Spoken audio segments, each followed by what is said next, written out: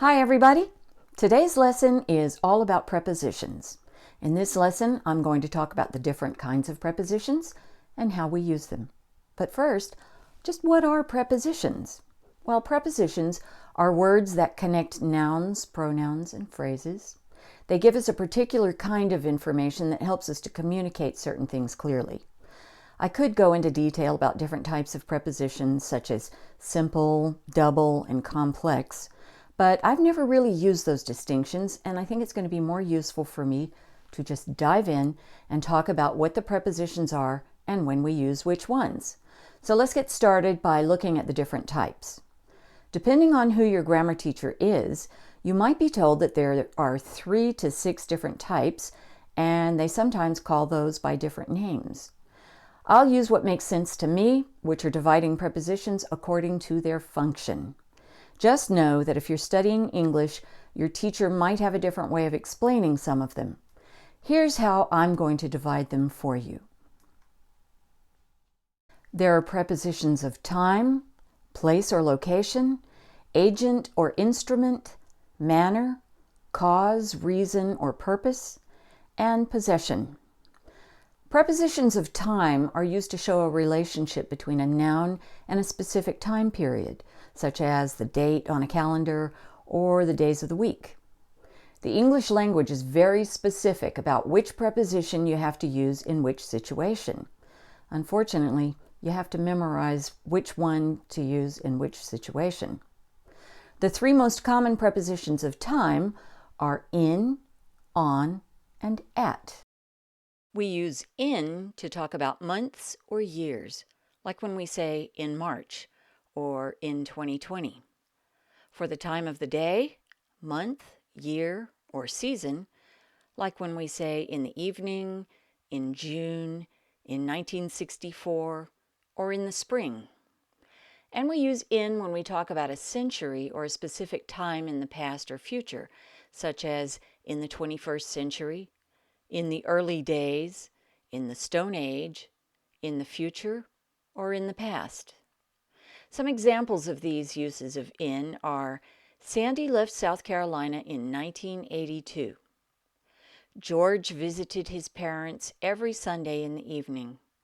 And the anthropologist studied life in the Stone Age. Okay, next. We use on for days of the week, such as on Monday, and for periods of time, such as on the weekend. Some examples are Sora has an appointment on Wednesday, and my husband likes to do his gardening on the weekend. And we can use at when we say night. So it's at night, and we use at for an exact time of the day, like at 3:15. Some examples are we usually watch a little TV at night before we go to bed, and dinner will be served at 6 o'clock this evening. The next type of preposition is prepositions of place or location. This is used when we're talking about a relationship between a noun and a place. These prepositions will look familiar to you. They're in, on, and at. Now you might better be able to understand why prepositions are so tricky for English learners. Let's take a closer look at these prepositions of place. We use in or inside when we're talking about something that's contained within something else, like in a box, in the restaurant, or inside the house. Some examples: Denise is in her room. Van Gogh is one of the most famous artists in the world. And the cheese is inside the refrigerator. Next, on is used for something attached to or next to something else, or for something displayed on top of something else, such as on stage, on TV, on the wall, on the train, or on the table. Examples: the musician looked professional on the stage. There's a painting on the wall. And I left my keys on the table.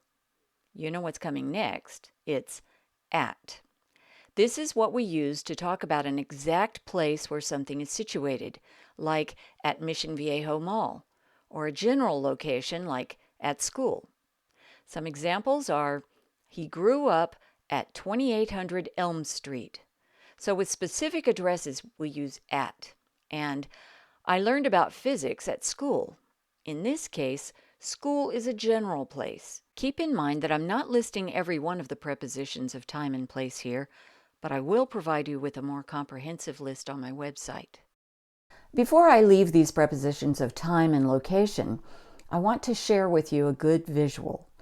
I'm making this based on something I saw on the internet. Well, I made it based on something I saw on the internet.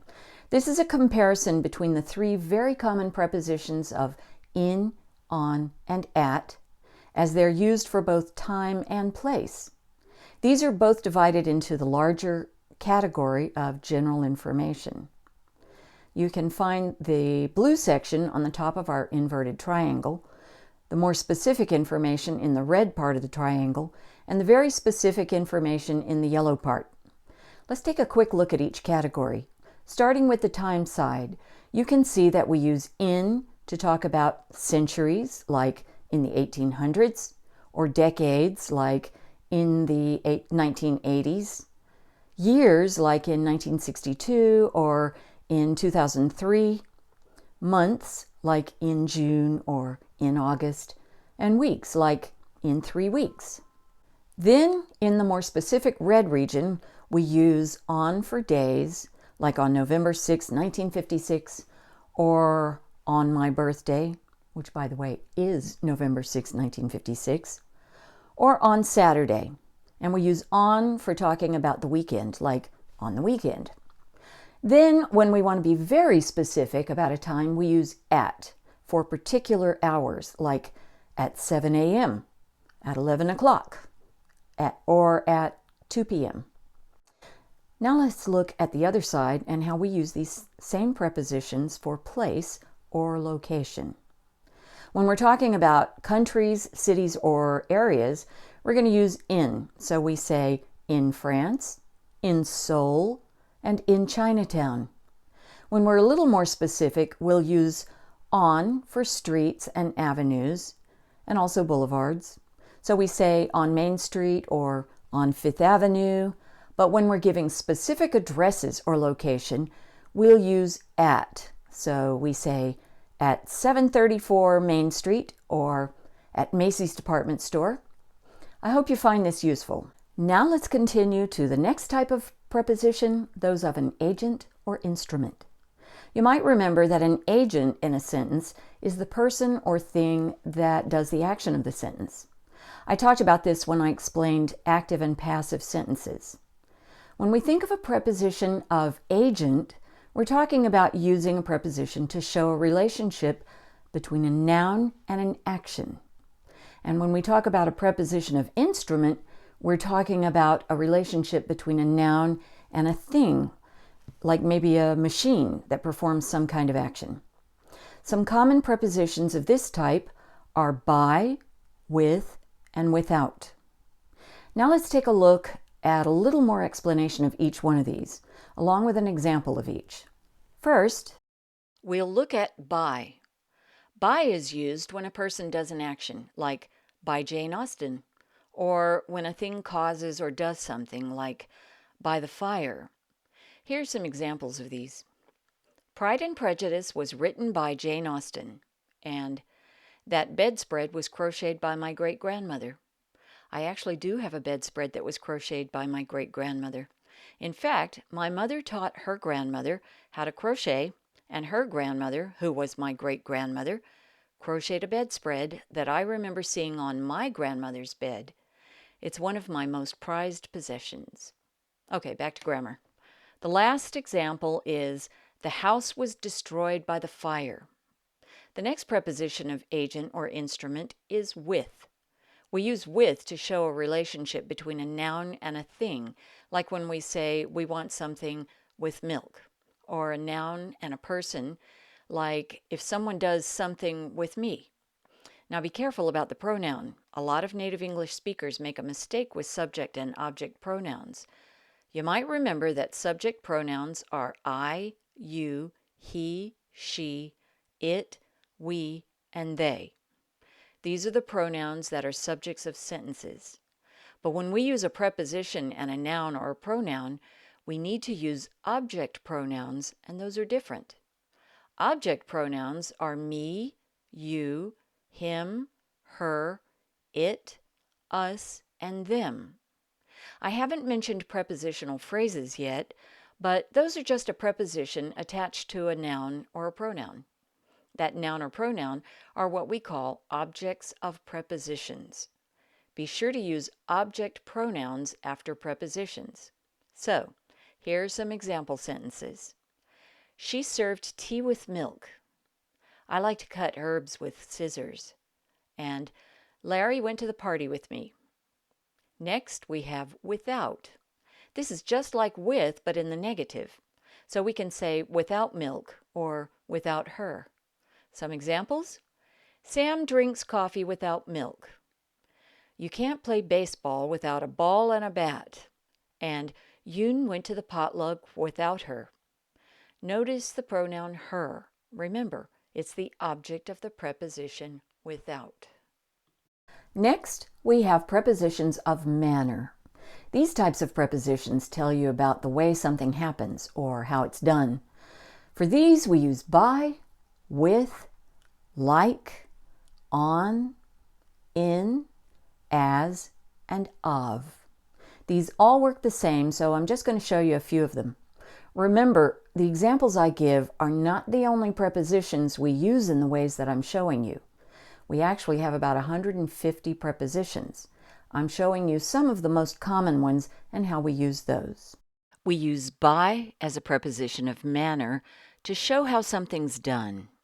The form we use is either by plus a noun, as in by car, or by plus ing plus a noun, as in by driving my car. Examples: she prefers to go to town by car, and Mona gets to work by driving her car. With. This one is used as with plus a noun, like with courage or with ease. Examples: the soldiers fought with courage, and Anna passed her test with ease. Like. This one has the same form and the same function as with, only the meaning changes. Like suggests a comparison. For example, after his accident, Joe walked like an old man, and when she doesn't get her way, Joyce acts like a child. Okay, I'm going to stop with the prepositions of manner because they all work pretty similarly. Let's move on to prepositions of cause, reason, and purpose.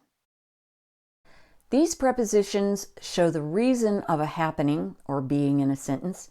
They usually answer the question, why? These prepositions show the cause of something happening or the purpose of an action. Let me pause for a minute to remind you what prepositions are. They're words that join a noun or pronoun with another noun, an adjective, or a verb. They're placed before the noun to give specific information.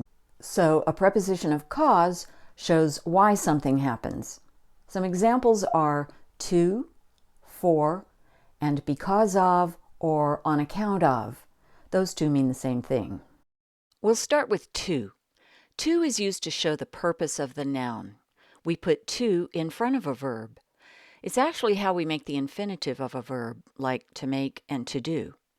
To is used to join a noun and a verb.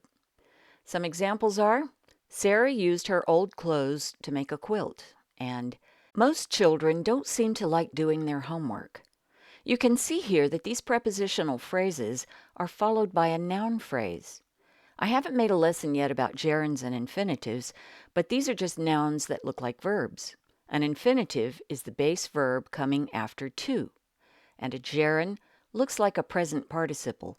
It's the base verb plus ing.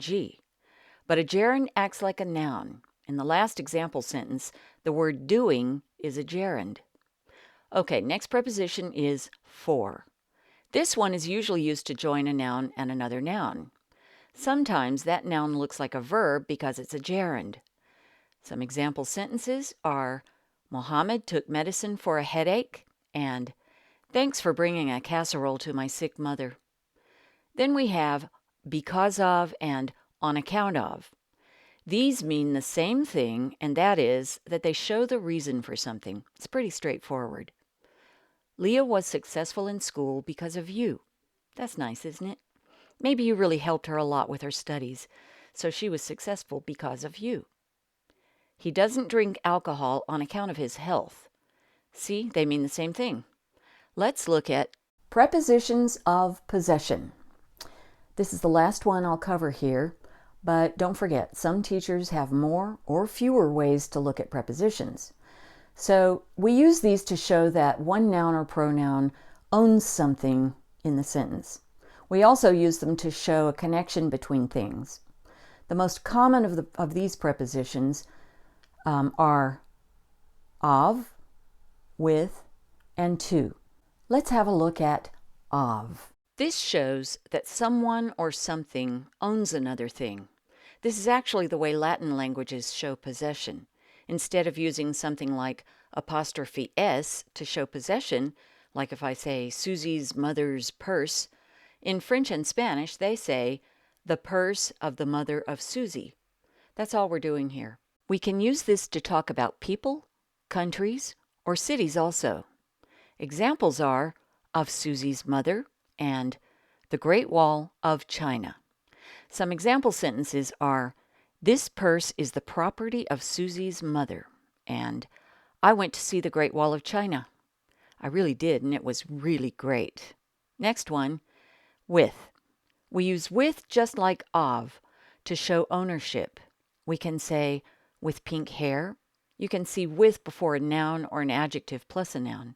Like we can say, with confidence. Remember, confidence is a noun. And we can say, with the dragon tattoo. Some example sentences are, I saw an elderly woman yesterday with pink hair. I actually saw an elderly woman with blue hair. Seriously.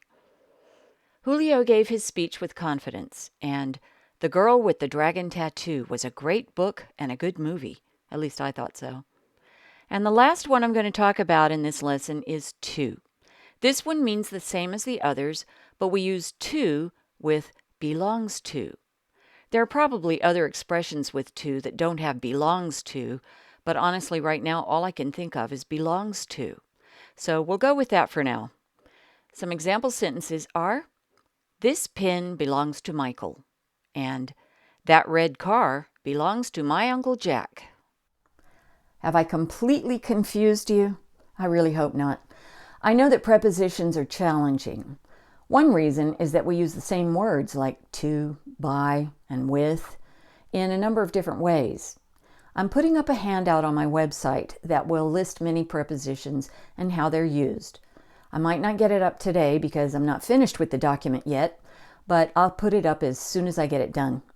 Also, I'm including on my website a list of some links to other websites where you can get more explanations in case there's something here that you're not clear on. I also need to tell you that as the holidays are getting near, I'll be taking a couple of weeks off from making videos. I'll make one next week, but after that, it will probably be the middle of January before I get another one up. This would be a good time for you to think about what kind of grammar videos you'd like to see. Let me know with a comment or an email or even a call to my message phone to let me know what you need to study in English. I'd be happy to make a video on your topic. For now, I'm going to go to work on my weekly podcast. If you haven't listened to that, I invite you to have a listen. I hope you have a wonderful day. Remember, as we think about our families and friends this holiday season, to be kind to each other, even to strangers. Take care, and I'll be back next week for one last lesson before the end of the year. Bye-bye.